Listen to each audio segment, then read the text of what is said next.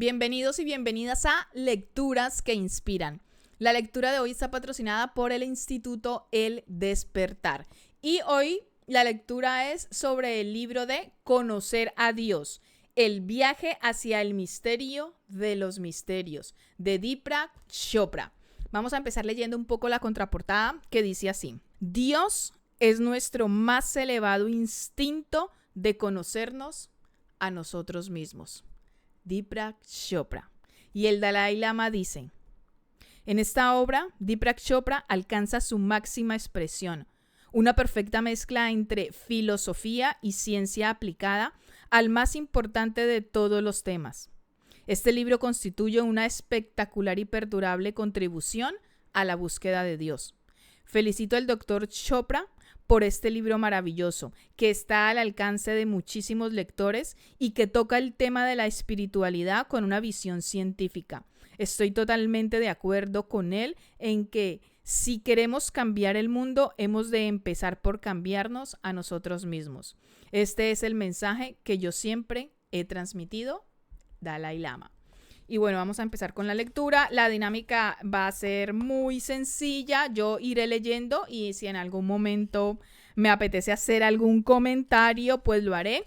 También invito a las personas a que tomen nota, que tomen apuntes de esta lectura y luego hagan un comentario que sea amoroso en la descripción, ahí abajo en los comentarios de este vídeo. Y bueno, o si lo estás escuchando por Spotify, pues también te agradezco que dejes alguna reseña.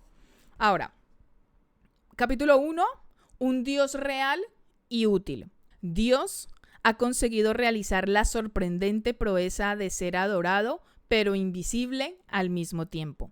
Millones de personas lo describirían como un padre con barba blanca sentado en un trono en el cielo, pero nadie puede asegurar que lo haya visto personalmente.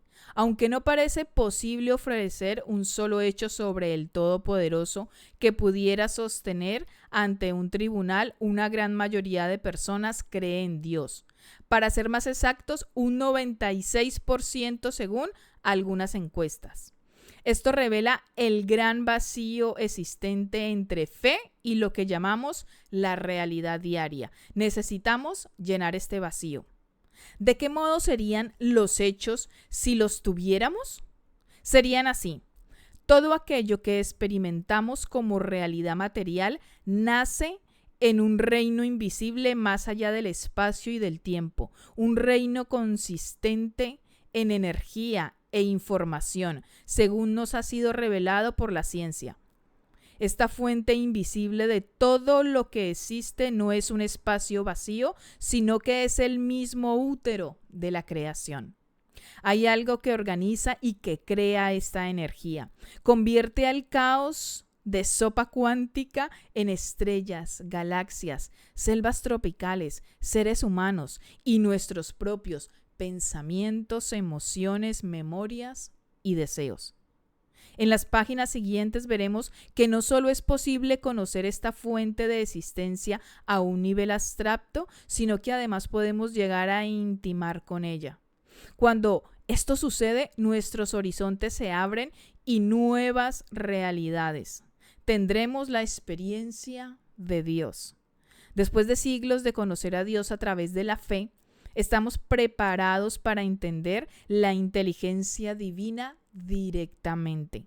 En muchos aspectos, este nuevo conocimiento refuerza lo que la tradición espiritual ya nos había prometido.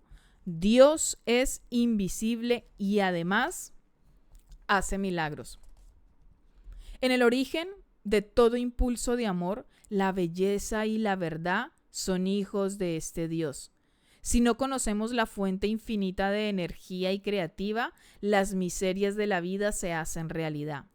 Acercarnos a Dios a través del conocimiento verdadero nos cura el miedo a la muerte, confirma la existencia del alma y de un sentido definitivo a la vida. Toda nuestra noción de la realidad ha sido puesta patas arriba.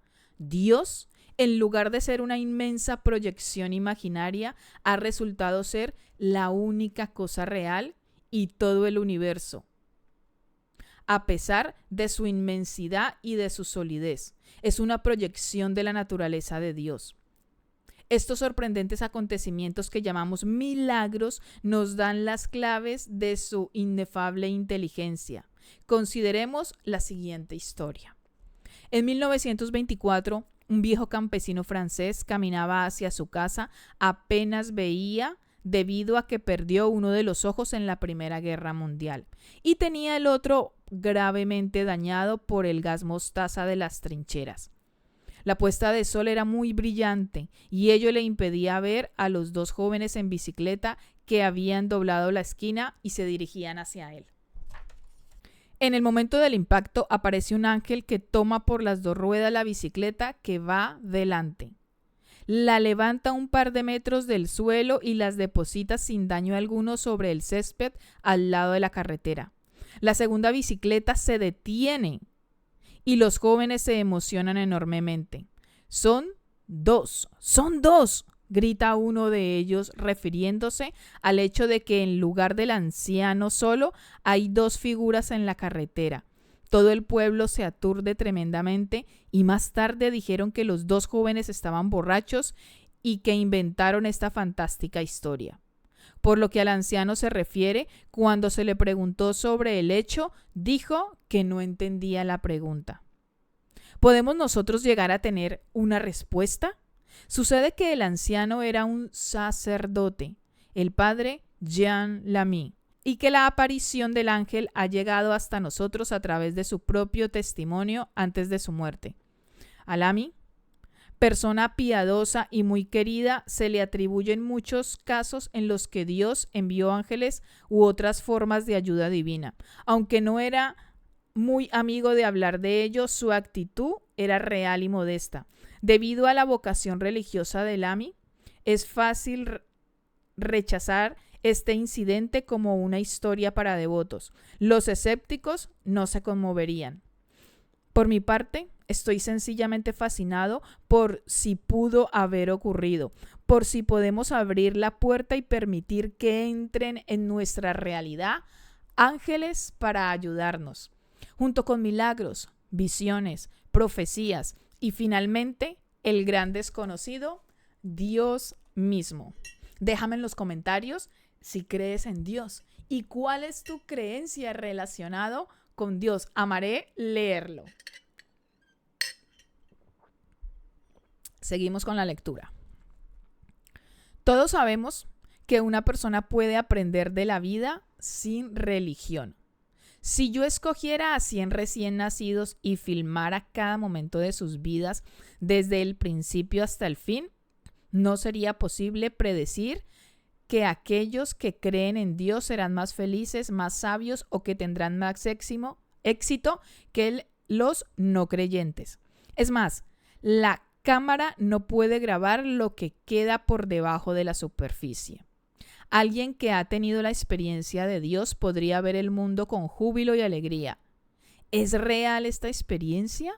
¿Es útil para nuestras vidas o solo es un acontecimiento subjetivo, lleno de significado para la persona que ha tenido, pero no más práctico que un sueño?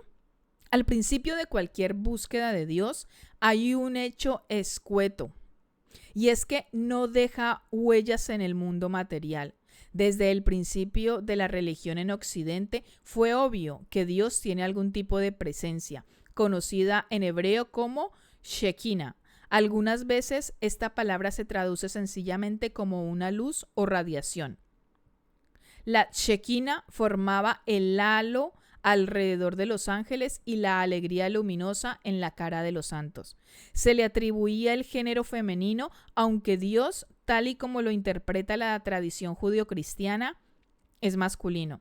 Sin embargo, el hecho significativo de la Shekinah no era su género. Como Dios es infinito, llamar a la deidad él o ella no es más que una convención humana.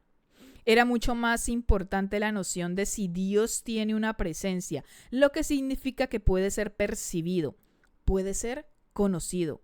Esto es un punto importante, ya que de cualquier otro modo se entiende que Dios es invisible e intocable. Y a menos que una pequeña parte de Dios toque el mundo material, será siempre inaccesible. Personificamos a Dios como una forma conveniente de hacerlo, más semejante a nosotros. Sin embargo, sería un humano muy perverso y cruel si quedara oculto en nuestras miradas mientras nos pide nuestro amor. ¿Cómo podría tener confianza en un tipo cualquiera de ser espiritual benévolo cuando miles de años de religión han estado tan manchados de sangre? Una nota sobre el género: encontrar un pronombre para Dios no es fácil. Para seguir con la tradición más extendida, este libro utiliza el masculino, pero seguramente Dios trasciende los géneros. Podría haber ido rotando los diversos pronombres, él, ella, ello, pero con ello no nos hubiéramos acercado más a la verdad y hubiera complicado la lectura. Necesitamos un modelo que sea al mismo tiempo parte de la religión, pero que no esté relacionado con ella. El siguiente esquema en 3 partes se adapta a la visión que tenemos de Dios con nuestro sentido común. Este esquema, que tiene la forma de un sándwich de la realidad, puede ser descrito de la siguiente forma: Dios, zona de transición y mundo material.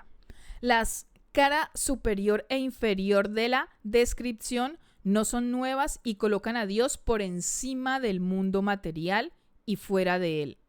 Dios debe ser separado de nosotros. De otro modo podríamos verlo paseando entre nosotros como lo hacía en el Génesis, según el cual después de los 7 días de la creación, Dios paseaba por el jardín del Edén, gozando de su obra en el fresco del atardecer. Solo el elemento central de nuestro diagrama, llamado la zona de transición, es nuevo o inusual. Una zona de transición implica que Dios y los humanos se encuentran en un terreno común, en algún lugar en el que ocurren los milagros, junto con visiones santas, ángeles, iluminaciones y donde se escucha la voz de Dios. Todos estos fenómenos extraordinarios enlazan 2 mundos que son reales y que sin embargo no son parte de un fenómeno causa-efecto predecible. Dicho de otro modo, si nos aferramos obstinadamente a la realidad material como la única manera de saberlo todo, el escepticismo hacia Dios queda totalmente justificado. Los milagros y los ángeles desafían a la razón, y aunque las santas visiones puedan ser catalogadas de vez en cuando, la mente racional permanece desafiante, defendiendo su agarre al plano material. ¿Crees realmente que Dios existe? Bien, analicémoslo. Tú eres médico y yo soy médico. O bien, Dios causa las enfermedades que vemos cada día o no puede hacer nada por detenerlas. ¿Cuál es el Dios que quieres que yo acepte? Estas palabras corresponden a un colega escéptico y confirmado ateo con el que yo solía hacer mis rondas en el hospital. No quiero que aceptes a ninguno de los dos, protestaba yo, pero él insistía. La realidad es la realidad. No hay que discutir sobre si una enzima o una hormona son reales, ¿verdad? Dios no resiste a ningún tipo de prueba objetiva. Todos lo sabemos, pero algunos hemos escogido no seguir engañándonos a nosotros mismos. En un sentido tenía razón. Los argumentos materialistas contra Dios siguen siendo fuertes porque están basados en hechos, pero caen cuando te sumerges más profundamente que en el mundo material. Doña Juliana de Norwich vivió en Inglaterra en el siglo XIV y preguntó directamente a Dios por qué había creado el mundo. La respuesta le fue dada entre susurros de éxtasis. ¿Quieres conocer el sentido de tu Señor en lo que yo he hecho? Para que lo sepas, un significado es el amor. ¿Quién te lo revela? El amor. ¿Qué te reveló? El amor. ¿Por qué te lo revela? Por amor. Para doña Juliana, Dios era algo que podía comer, beber, respirar y ver en todas partes como si fuera un amante caprichoso.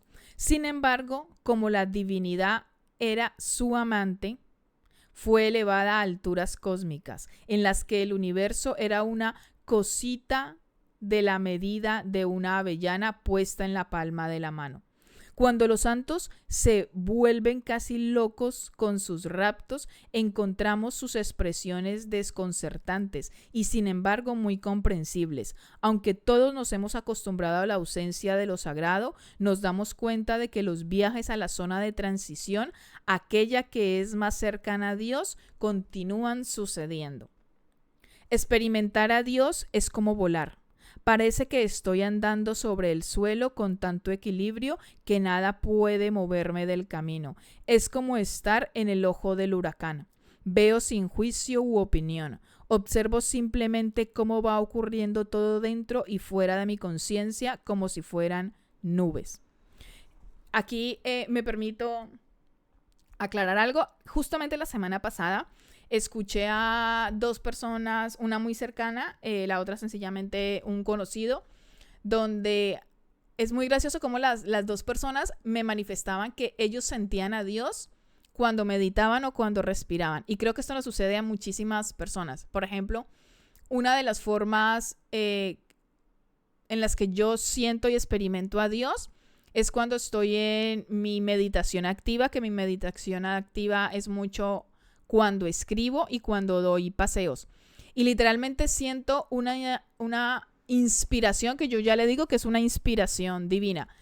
Esto que yo experimento, esa inspiración divina en ese momento de meditación, en ese momento de meditación activa o meditación a través de la respiración, es lo que aquí llaman la zona de transición. Dios, la zona de transición y el mundo material. Entonces, en esa zona de transición es la que experimentan estas dos personas que me lo comentaron cuando hacían respiración y yo cuando hago mi meditación activa. Me gustaría saber, déjame en los comentarios si tú crees en Dios y cómo sientes a Dios en tu vida. O sea, cómo Dios se expresa a través de ti o tú vives a Dios y su creencia en tu vida cotidiana. Me encantará leer tu respuesta porque creo que puede ser muy interesante. Yo respeto totalmente si tu creencia de Dios está relacionada con algún tipo de religión. Y nada, déjame en los comentarios. Me encantará saber cómo experimentas a Dios, cómo lo percibes, cómo lo sientes, qué piensas de Él. Ya saben que aquí se utiliza, Él lo deja claro, que se utiliza el pronombre de Él, como por el hecho de que más personas le damos como género, pero en realidad Dios no tiene ningún género, pero hace parte de la manera de comunicarnos, ¿ok? Continúo con la lectura. Esta experiencia levitatoria común a santos y místicos es la descripción de un viaje cuántico. No hay mecanismo físico alguno conocido que lo desencadene, aunque el sentimiento de estar cerca de Dios puede darse en cualquier edad y ser experimentado por cualquier persona. Todos nosotros somos capaces de ir más allá de nuestras ataduras materiales, aunque a menudo no evaluemos esta capacidad. Aunque oímos en la iglesia o en el templo o en la mezquita que Dios es amor, esto ya no parece ejercer una atracción apasionada. Yo no creo que los santos y los místicos sean realmente tan diferentes.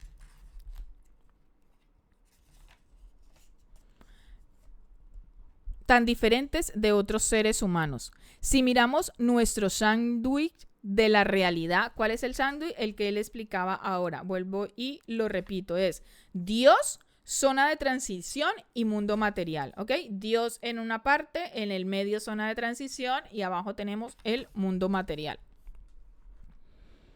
Continúo. Si miramos nuestro sándwich de la realidad, la zona de transición se vuelve subjetiva. Es donde la presencia de Dios es notada o vista.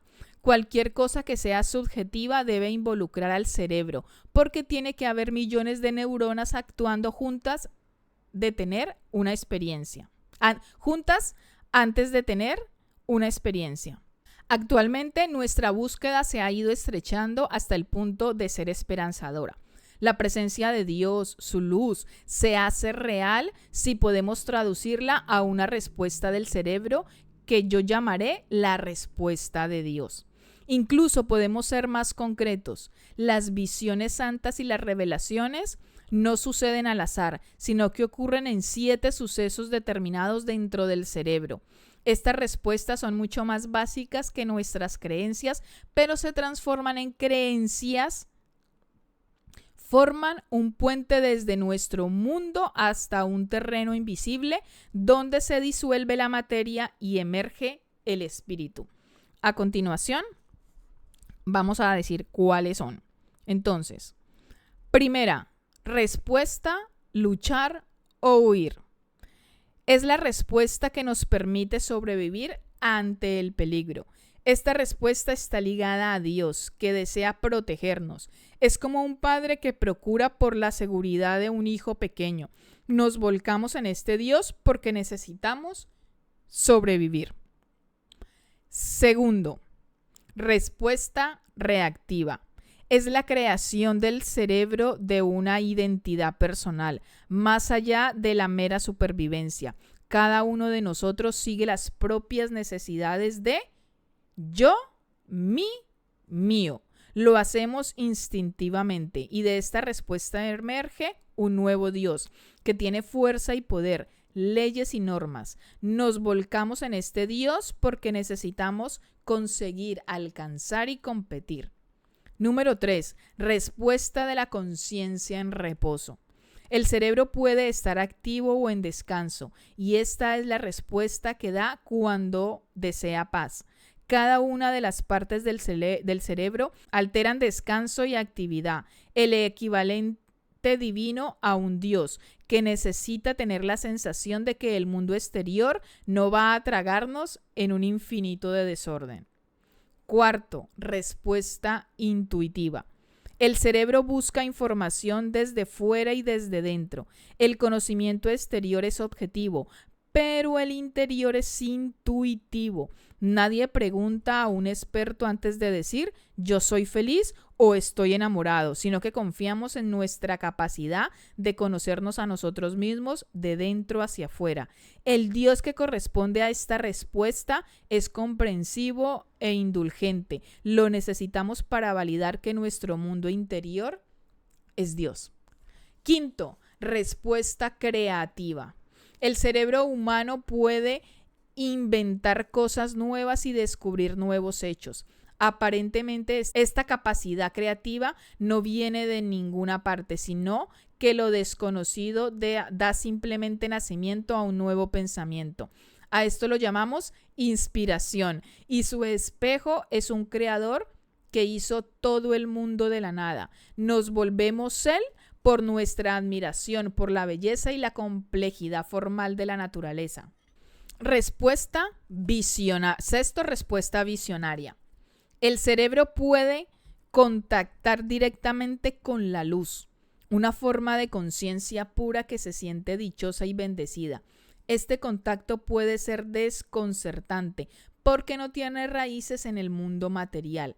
Llega como una visión y el Dios que corresponde a esta respuesta es exaltado. Otorga la curación y hace milagros. Necesitamos un Dios así para explicar por qué pueden existir las maravillas junto con la realidad mundana. 7. Respuesta sagrada. El cerebro nació de una sola célula fecundada que en sí no tiene función de cerebro, sino que es solo una partícula de vida, y esta permanece innata en toda su inocencia y sencillez, aunque a partir de ella se desarrollan 100.000 millones de neuronas. El cerebro la reconoce como fuente y origen. Para corresponder con esta respuesta hay un Dios que es ser puro, que no piensa sino que solo es. Le necesitamos porque sin un origen nuestra existencia no tiene ningún tipo de fundamento. Estas 7 respuestas, todas muy reales y que no son muy útiles en nuestro largo viaje como especie, forman la base inconmovible de la religión. Si comparamos cualquiera de estas dos mentes, Moisés o Buda, Jesús o Freud, San Francisco o el presidente Mao, cada uno de los proyectos tiene una visión de realidad con un Dios correspondiente. Nadie puede meter a Dios con calzador dentro de una caja. Debemos tener un campo de visión tan amplio como la misma experiencia humana. Los ateos necesitan a su Dios que está ausente y es inexistente, mientras que en otro extremo los místicos necesitan a su Dios que es amor y luz puros. Solo el cerebro puede hacer una gama tan vasta de deidades. Podríamos inmediatamente objetar que es la mente humana la que crea estas versiones de Dios, y no solo el cerebro. Estoy absolutamente de acuerdo, ya que a largo plazo la mente es mucho más primaria que el cerebro a la hora de crear todas las percepciones. Pero por ahora el cerebro es nuestra única forma concreta de entrar en la mente. En las historietas, cuando alguien tiene una idea brillante, se le pinta una bombilla sobre la cabeza, cosa que no sucede en la vida real. La mente sin cerebro es tan invisible e indemostrable como lo es Dios. Se puede también argumentar que por el mero hecho de ver a Dios de una forma determinada, no significa que Dios vaya a ser de dicha forma. Yo no creo que sea blanco o negro. La realidad de Dios no está aparte de nuestras percepciones, está entretejida con ellas.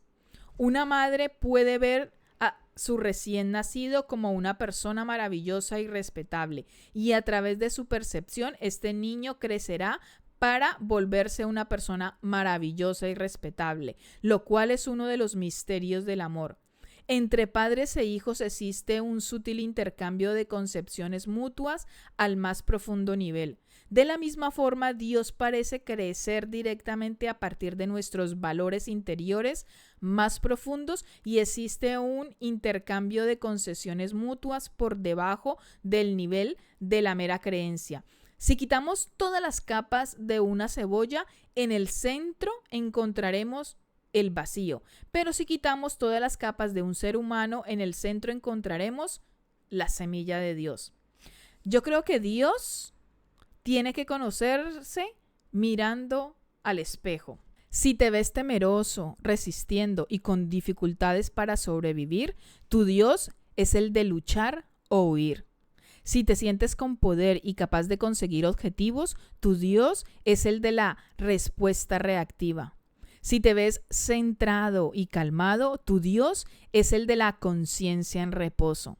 Si te ves en crecimiento y evolución, tu Dios es el de la respuesta intuitiva. Si te ves como alguien que convierte sus sueños en realidad, el tuyo es un Dios de la respuesta creativa. Si te ves capaz de obrar milagros, tu Dios es el de la respuesta visionaria. Si te ves como alguien con Dios, tu Dios es el de la respuesta sagrada. El cerebro de cada uno de nosotros puede crear innumerables pensamientos. Para hacernos una idea, podemos tomar la cifra de 10 pensamientos por minuto. Un cerebro sencillo elaboraría más de 14,000 pensamientos por día, 5 millones por año y 350,000 millones en el curso de la vida. Pero para preservar nuestra salud mental, la mayoría de estos pensamientos son repeticiones de pensamientos anteriores, meros ecos. El cerebro es económico en la forma en cómo produce un pensamiento y en lugar de tener millones de maneras de producirlos, tiene solo un número limitado. A los físicos les gusta decir que en realidad el universo es solo una sopa cuántica bombardeando nuestros sentidos con miles de millones de bits de datos cada minuto.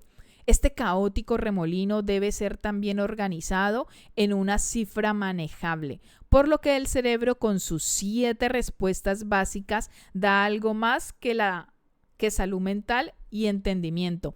Proporciona un mundo entero. Presidiendo este mundo creado por él mismo hay un Dios que lo abarca todo, pero que también debe encajar en la forma de trabajar del cerebro. De una forma u otra, cuando una persona pronuncia la palabra Dios, designa una de las respuestas específicas de la siguiente lista. Cualquier Dios que nos protege como un padre o una madre procede de luchar o huir. Cualquier Dios que hace leyes y gobierna la sociedad procede de la respuesta reactiva. Cualquier Dios que nos da paz interior procede de la respuesta de la conciencia en reposo. Cualquier Dios que anima a los seres humanos a alcanzar todo su potencial procede de la respuesta intuitiva. Cualquier Dios que nos inspira para explorar y descubrir procede de la respuesta creativa. Cualquier Dios que hace milagros procede de la respuesta visionaria. Cualquier Dios que nos vuelve a la unidad con Él procede de la respuesta sagrada. Por lo que yo sé, el cerebro no puede registrar una deidad fuera de las 7 respuestas. ¿Y por qué no? Porque Dios está entretejido con la realidad y el cerebro conoce la realidad bajo esas formas limitadas. Podría parecer, pero no es así, que estuviéramos reduciendo al Padre Todopoderoso, la deidad primigenia y el misterio de los misterios a una tormenta de actividad eléctrica en el corte cerebral. Lo que intentamos es encontrar los hechos básicos que harán que Dios sea posible, real y útil. Mucha gente se sentirá atraída por esto porque anhela un Dios que se adapte a sus vidas. Sin embargo, nadie puede hacer entrar a Dios en la vida cotidiana. La verdadera cuestión es si ya podría estar presente sin ser visto. Volvamos ahora a la zona de transición de nuestro sándwich de realidad. Dios, zona de transición, mundo material.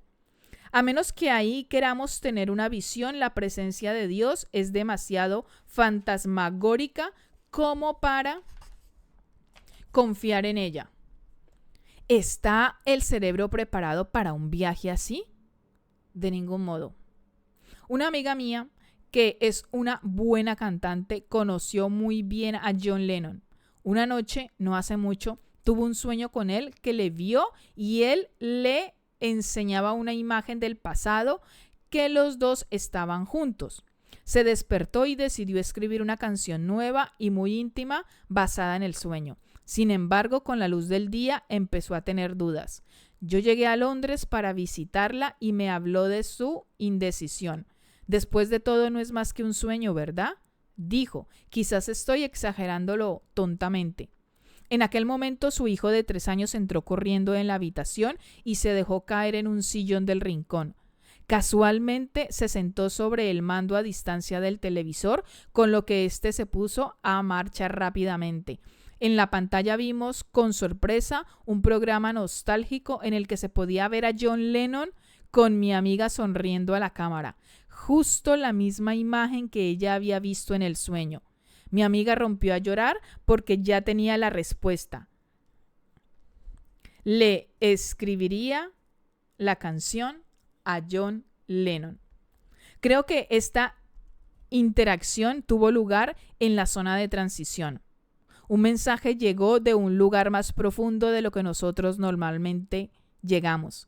Decir que vino del Espíritu o de Dios está totalmente justificado, pero el cerebro también desempeña su papel, ya que este incidente empezó con los procesos cotidianos del cerebro: pensamientos, emociones, sueños, dudas, que finalmente cristalizaron en inspiración. Podemos ver un ejemplo perfecto de nuestra quinta respuesta, la respuesta creativa.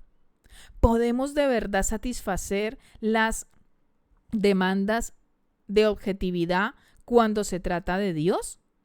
Un físico reconocería nuestro sándwich de la realidad sin dificultad.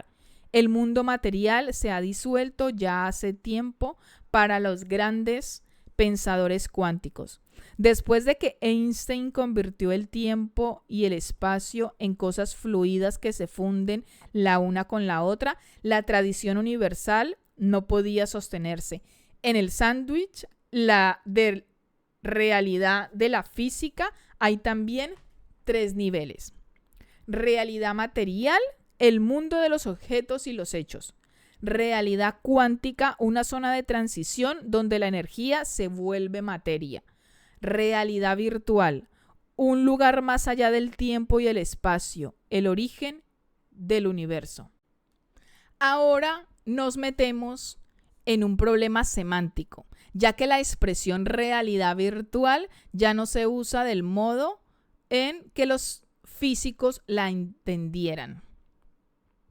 Estas palabras significan actualmente una realidad simulada por el ordenador o incluso de forma vaga cualquier videojuego. Por lo tanto, modificaré la expresión realidad virtual y la llamaré campo virtual. Y para adaptarnos, la realidad cuántica tendrá que ser campo cuántico. Entonces quedaría así: realidad material, campo cuántico y campo virtual. No es solamente una coincidencia que estas tres capas vayan paralelas con la cosmovisión religiosa, ya que ambos modelos tienen que ser paralelos entre sí porque los dos están diseñados por el cerebro. Ciencia y religión no son cosas opuestas, sino que solo distintas formas de interactuar, descodificar el universo. Ambas visiones contienen el mundo material que les es dado. Tiene que haber una fuente de creación que no puede ser vista, ya que el cosmos solo se puede ir siguiendo atrás en el tiempo hasta el momento en el que el tiempo y el espacio se disuelven, y tiene que haber un lugar en el que se encuentren estos dos conceptos opuestos. He dicho antes que no creo que los místicos sean diferentes de las personas ordinarias, sino que solo son mejores navegantes cuánticos. Viajan a la zona de transición cercana a Dios y mientras nosotros podemos estar ahí de visita durante unos pocos momentos de gozo, unos pocos días a lo sumo. Los santos y los místicos han encontrado el secreto para quedarse allí durante mucho más tiempo. En lugar de reflexionar sobre el misterio de la vida, los santos lo viven, incluso sin las palabras adecuadas para llegar a esta experiencia. Encontramos determinadas similitudes entre las distintas culturas. El peso del cuerpo se vuelve ingrávido. Se tiene la sensación de flotar o de mirar hacia abajo desde una cierta altura. La respiración se hace más ligera, se rarifica y es más uniforme. Se reduce el dolor físico o la incomodidad. Brota una sensación de energía de todo el cuerpo. Se notan más los olores, los colores y los sonidos, aumentando la sensibilidad de todos los sentidos. Una frase común para esta sensación que se oye una y otra vez es ir a la luz. Se trata de un fenómeno no limitado a los santos. Algunos de estos cambios corporales los experimentan personas comunes. La existencia irrumpe en sus monótonas rutinas con una oleada de bienaventuranza y pureza. Algunos místicos describen estos momentos como intemporales. Después solo persiste una sensación de bienestar psicológico, la certitud apacible de que se ha llegado a casa. En esta zona de transición que casi llega al terreno de Dios, la experiencia es a la vez interior y exterior. Pero, ¿qué pasaría si pudiéramos hacer durar este destello de éxtasis y aprender a explorar este nuevo territorio extraño? En este caso, descubriríamos lo mismo que le fue revelado a doña Juliana hace cientos de años. Él es el ropaje que nos envuelve y que nos cubre alrededor, nos arropa y abriga por amor.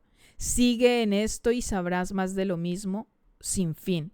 En otras palabras, lo sagrado no es una sensación, sino un lugar. El problema es que cuando se intenta viajar allí, la realidad material tira de ti hacia atrás. El momento maravilloso pasa y quedar en la zona de transición es extremadamente difícil. Llevaré estos términos abstractos hacia la tierra. Algunas de las siguientes expresiones nos han ocurrido a todos nosotros. En medio del peligro te sientes de repente cuidado y protegido.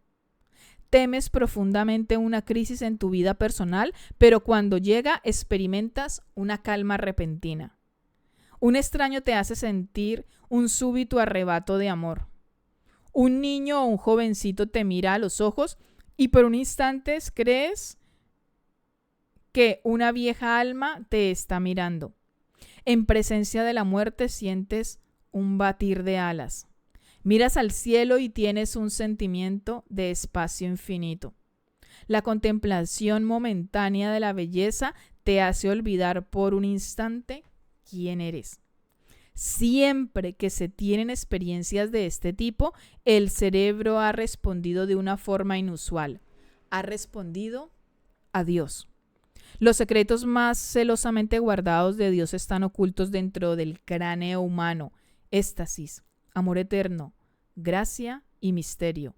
Es algo que no parece posible a simple vista, pues se aplica un bisturí en el cerebro, se corta un tejido gris blando que no corresponde al tacto. Hay lagos de aguas mansas en este terreno tembloroso y se abren cuevas donde nunca penetra la luz. Nunca sospecharíamos que en alguna parte del cerebro se oculta un alma, que el espíritu puede encontrar su hogar en un órgano casi tan líquido como las células rojas de la sangre y pulposo como un plátano sin madurar. Sin embargo, el paisaje del cerebro es decepcionante. Todos los arrebatos de luz que han cegado a santos a lo largo de la historia tuvieron lugar en la oscuridad. Cada una de las imágenes de Dios fue dibujada en una tela que es una masa de nervios congestionados. Por lo tanto, para encontrar una ventana a Dios tenemos que darnos cuenta de que el cerebro está distribuido en regiones gobernadas por impulsos distintos. Los nuevos reinos se hallan repletos de los pensamientos más elevados, de poesía y de amor, como el Nuevo Testamento. Los antiguos reinos son más primordiales como partes del Antiguo Testamento y están gobernados por las emociones puras, el instinto, el poder y la supervivencia. En los viejos reinos, cada uno de nosotros es un cazador. Las llanuras ancestrales de África están profundamente enterradas en nuestro cráneo, recordadas con todo su terror y su hambre. Los genes se acuerdan de los leopardos que saltaban de los árboles y en medio del estrépito del tráfico, el viejo cerebro quiere cazar al leopardo para luchar con él hasta la muerte. Muchas personas dubitativas han dicho que Dios fue inventado para poder poner a prueba estos feroces instintos, ya que de otra forma nuestra violencia se volvería hacia nosotros y nos mataría. Pero yo no lo creo. El más viejo de los cazadores al acecho en nuestro cerebro, después de grandes plegarias, Dios mismo. El motivo no es luchar o morir, sino encontrar nuestra pizca de gozo y de verdad que nada en el mundo puede borrar. A lo que no podemos sobrevivir es al caos. Nosotros evolucionamos para encontrar a Dios. Esto es todo lo que hace la luminosa tormenta de la actividad sin descanso del cerebro. Para nosotros, Dios no es una elección, sino una necesidad. Hace casi 100 años el gran psicólogo y filósofo William James declaró que la naturaleza humana contiene un deseo de creer en algún poder superior. Personalmente, James no supo si Dios existía o si había un mundo más allá de este. Estaba casi seguro de que no se podían encontrar pruebas de Dios, pero tenía el convencimiento de que si se les quitaba la fe a los seres humanos y se les privaba de algo profundo, necesitábamos cazar. Resulta que Dios no es una persona, sino que es un proceso. Repito. Resulta que Dios no es una persona, sino que es un proceso. El cerebro está cableado para encontrar a Dios. Hasta que no lo encuentres, no sabrás quién eres. Sin embargo, esto es una trampa, porque nuestro cerebro no nos conduce automáticamente al espíritu. La búsqueda ha sido siempre necesaria. Algunas personas tienen la sensación de que Dios está a su alcance, o por lo menos no muy lejos, mientras que otras piensan que está totalmente ausente. En una reciente entrevista, ha sido curioso constatar que el 72% de los encuestados dijeron que creían en el cielo, mientras solo el 56% creen en el infierno. Esto es más que un cándido optimismo. la tendencia de la vida nos dirige a la dirección correcta. Un buscador siempre espera ver al Dios único, verdadero y final que resolverá todas nuestras dudas, pero en lugar de ello vamos a la casa de pistas. Al ser incapaz de la totalidad de Dios, obtenemos indicaciones del cerebro que tienen una sorprendente capacidad de insertar constantemente visiones espirituales en las situaciones más mundanas. Volvamos a algunos de los ejemplos que dábamos. En medio del peligro te sientes de repente cuidado y protegido. Se está revelando el espíritu a través de luchar o huir. Temes profundamente una crisis en tu vida personal, pero cuando ésta llega experimentas una calma repentina. Se te está revelando el espíritu a través de la conciencia en reposo. Un extraño te hace sentir un súbito arrebato de amor. Se te está revelando el espíritu a través de la respuesta visionaria.